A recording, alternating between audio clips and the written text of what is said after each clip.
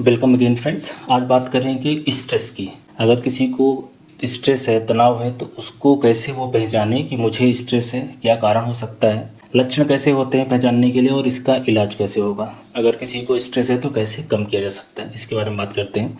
तो स्ट्रेस की बात करें तो दो तरीके से हम बोल सकते हैं। एक तो अक्यूट स्ट्रेस। अक्यूट स्ट्रेस मतलब अभी तुरंत स्ट्रेस हुआ है। अक्यूट स्ट्रेस से होता क्या है कि आपका जो वर्क परफॉर्मेंस होता है वो बढ़ जाता है। जैसे कि आपको कोई काम मिला, आपको स्ट्रेस हो गया, अब वो स्ट्रेस के कारण आप ज़्यादा अच्छे से काम कर पाओगे।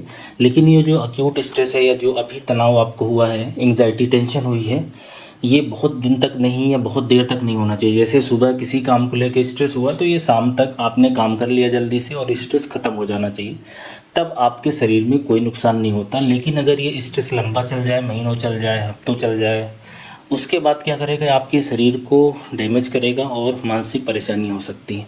तो ऐसा कोई भी स्ट्रेस जो काफ़ी लंबे ड्यूरेशन के लिए है, वो धीरे धीरे आपके शरीर को बीमार करता है, कमज़ोर करता है, नष्ट करता है। उसी को हमें पहचानना है कि स्ट्रेस ये हमारे शरीर में है, उनके उस लक्षण को पहचानना है और फिर उसका इलाज भी करना है। तो अगर स्ट्रेस की बात करें या टेंशन की बात करें, एंग्जाइटी में एक्चुअली शरीर के अंदर क्या चेंज आता है, हमारे शरीर के अंदर क्या चेंज आता है, अगर इसकी बात करें तो जब भी कोई स्ट्रेसफुल इवेंट होता है तो ब्रेन के अंदर कुछ ऐसे केमिकल निकलते हैं जो कि कुछ हार्मोन होते हैं। बेसिकली ये एड्रिनल ग्लैंड एक होती है हमारे शरीर के अंदर, किडनी के ऊपर, उसमें से एड्रेनलिन निकालती है और एक कार्टिसोल हार्मोन होता है। ये बेसिकली हार्मोन जब निकलते हैं तो हमारा शरीर प्रिपेयर होता है किस चीज़ के लिए, लड़ने के लिए और भागने के लिए।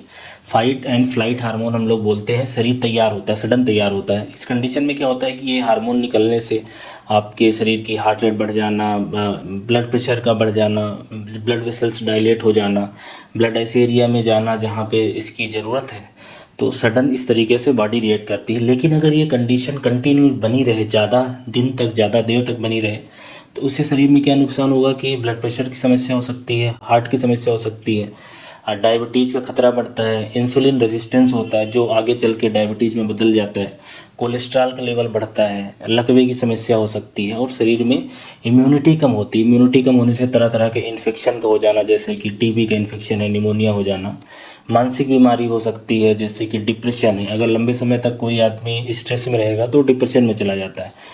मोटापा की शिकायत होती है और भूलने की बीमारी हो सकती है।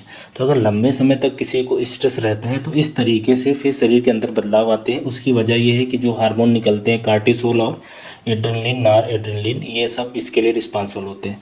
बहरहाल किसी को स्ट्रेस है या किसी को ये समस्या है, एंग्जाइटी की समस्या है, तनाव है, कई बार हम लोग उसको नहीं समझ पाते, आइडेंटिफाई नहीं हो पाता कि मेरे ही शरीर में मैं ही इससे गुजर पा रहा हूँ। कई बार ऐसा दिमाग एक्सेप्ट भी नहीं करता। तो अगर इसके लक्षण की बात करें कि कैसे पहचाना जाए कि किसी व्यक्ति को है कि नहीं है, खुद कैसे पहचाना जाए, अगर इसकी बात करें तो एक तो स्ट्रेस में क्या होता है कि जब लंबे समय तक चलता है, जब अक्यूट स्ट्रेस रहता है, तुरंत आपको सडन काम आया, तो उस समय शरीर काफ़ी एनर्जेटिक रहता है।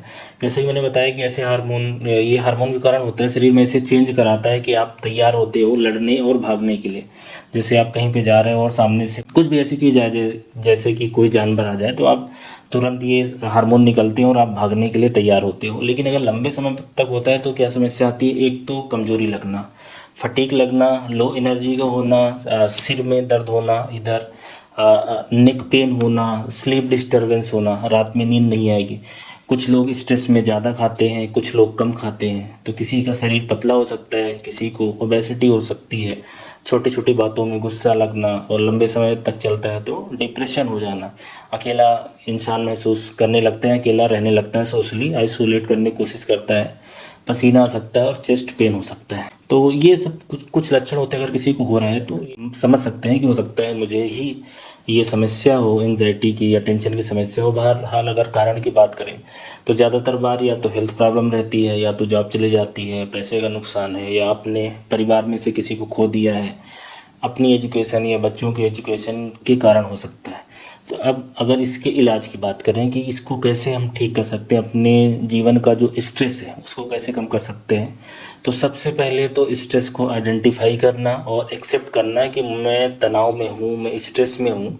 तो जो ट्रीटमेंट ऑप्शन है, सबसे पहले एक्नॉलेज करो उसको, फिर जिसके कारण स्ट्रेस हो रहा है उसको अवॉइड करो या उस स्ट्रेस को अल्टर करो, अडाप्ट करो एंड एक्सेप्ट करो। ये कुछ तरीके होते हैं जिससे हम इस लंबे समय में होने वाले शरीर के में जो नुकसान है उससे बच सकते हैं। तो अगर आपको स्ट्रेस की समस्या है, काफ़ी दिन से आप कम नहीं कर पा रहे हो ये सारी चीज़ें करके, तो एक साइकेट्रिक मेडिसिन की ब्रांच होती है बेसिकली, वहाँ पे आप जा सकते हैं, वो इसके विशेषज्ञ होते हैं। तो आप जाओगे तो आपके स्ट्रेस लेवल या एंग्जाइटी लेवल को असेस किया जाता है कि वो किस ग्रेड का है, कितना है। उस हिसाब से फिर ट्रीटमेंट के दो ऑप्शन है, एक तो है काउंसलिंग का कि आपको काउंसिल किया जाएगा कि आप जो भी स्ट्रेसफुल चीज़ है उसको अल्टर करो, अडाप्ट करो, कुछ उसका दूसरा सलूशन निकालो कि उससे आप कैसे अपने ब्रेन को डाइवर्ट करो, और दूसरा फिर दवाइयों का रास्ता है। बहरहाल अगर किसी को स्ट्रेस है, हल्के लेवल का है या खुद पे घर पे वो क्या कर सकते हैं, तो एक जो सबसे अच्छी चीज़ है कि आप वॉकिंग करो या रनिंग करो 30 मिनट कोई आप 20 मिनट 30 मिनट ऐसा भी कर सकते हैं। उससे होता क्या है कि ब्रेन के अंदर सेरोटोनिन निकलता है। ये जो सेरोटोनिन है ये स्ट्रेस लेवल को कम करता है। जैसा कि मैंने बताया था कि शरीर के अंदर हार्मोन निकलता है कार्टिसोल, एड्रेनलिन, नॉर एड्रेनलिन, जिसके कारण ये स्ट्रेस बढ़ता है।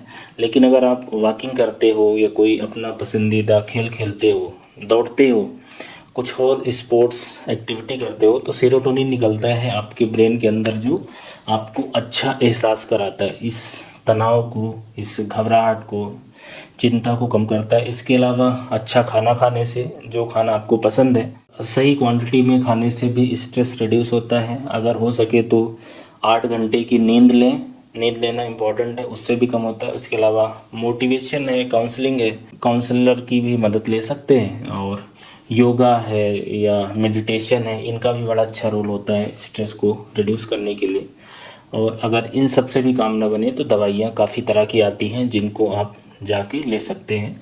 दवाइयाँ कुछ दिन तक चलेंगी, फिर धीरे धीरे ये आपकी जो समस्या है कम होती जाएंगी, दवाइयों का नंबर, क्वांटिटी दोनों कम होगा और धीरे धीरे दवाइयाँ फिर हट जाएंगी। तो अगर आपको स्ट्रेस है तो इस तरीके से आइडेंटिफाई करें और उसका इलाज करें। बहुत कॉमन हो रहा है आजकल, लगभग 25% लोग हैं जिनको ये स्ट्रेस की समस्या रहती है किसी न किसी वजह के कारण। उसमें मैक्सिमम लोग रिकवर हो जाते हैं, लेकिन जो लोग रिकवर नहीं हो पाते उनको कोई क्रोनिक बीमारी हो जाती है, जैसे कि मैंने बताया कि बीपी की समस्या या डायबिटीज़ की समस्या हो जाना, पेट से संबंधित बीमारी हो सकती है, वजन बढ़ सकता है। और कुछ लोग फिर एक मेंटल प्रॉब्लम है, डिप्रेशन जिसको बोलते हैं, डिप्रेशन में चले जाते हैं। तो डिप्रेशन एक खतरनाक मेंटल कंडीशन है जिसमें सुसाइडल थाट वगैरह भी आते हैं और दूसरी भी समस्याएं हो सकती हैं।